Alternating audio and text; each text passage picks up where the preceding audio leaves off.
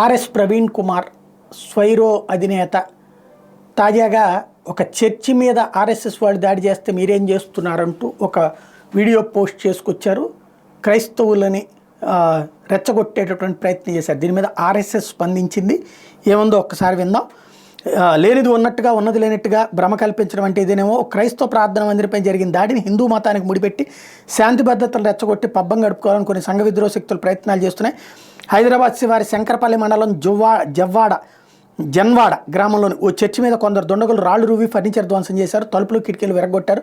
ప్రార్థనా మందిరంలోకి దౌర్జన్యంగా చొరబడి అడ్డొచ్చిన 3 వ్యక్తులను చితక్కొట్టారు. మహిళలపై కూడా దాడికి పాల్పడ్డారు. దీంతో జన్వాడ గ్రామం రణరంగా మారి పరిస్థితి తీవ్ర ఉద్రిక్తంగా మారింది. వాస్తవానికి గ్రామంలో రోడ్డు వెడల్పు పనులు జరుగుతున్నాయి. మార్గ మధ్యంలో పనులకు చర్చి అడ్డు రావడంతో దాన్ని అక్కడి నుంచి వేరే చోటకి మార్చాలని, రోడ్డు వెడల్పు చేయాలని గ్రామస్తులు పట్టుబట్టారు.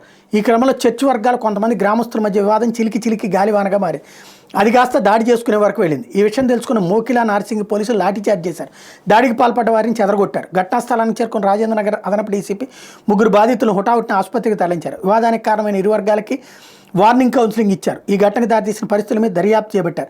అయితే ఈ ఘటనకు ఎలాంటి సంబంధం లేని కొందరు దుండగులు దీన్ని తమకు అనుకూలంగా మలుచుకునే ప్రయత్నం మొదలుపెట్టారు. ఈ ఘటనకు ఆర్ఎస్ఎస్ వంటి హిందూ సంఘాలకు ముడిపెడుతూ తప్పుడు ప్రచారం చేస్తున్నారు. సంఘకి చెందిన కొందరితో పాటు స్థానిక నాయకులు కూడా చర్చిపై దాడికి దిగారని, చర్చిలో ఉన్న 3 చావబాదారని, దళితులను కులం పేరుతో దూషించారంటూ లేనిపోయిన అవాస్తవాన్ని పోస్ట్ చేస్తున్నారు.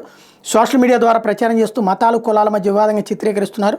వాస్తవానికి ఇది స్థానికంగా జరిగిన ఒక వివాదం తప్ప ఇందులో మాకు ఎలాంటి సంబంధము లేదు, ఆర్ఎస్ఎస్కి ఎలాంటి సంబంధం లేదు. కానీ ఈ వివాదాన్ని సాగ్గా చూపి ఆర్ఎస్ఎస్పై బురదజల్లడానికి జరుగుతున్న ప్రయత్నాల మీద తీవ్ర అభ్యంతరాలు వ్యక్తం చేస్తున్నాం. దీని వెనక సంఘ విద్రోహ శక్తులు కుట్ర దాగి ఉందనే అనుమానాలు వ్యక్తం అవుతున్నాయి. మరోవైపు ఈ విషయం తెలుసుకున్న సంఘ ప్రముఖులు ఈ ఘటనకు తమకు ఎలాంటి సంబంధం లేదని ఒక ప్రకటనలో ఖండించారన్నట్టు విషయాన్ని స్పష్టం చేస్తున్నారు.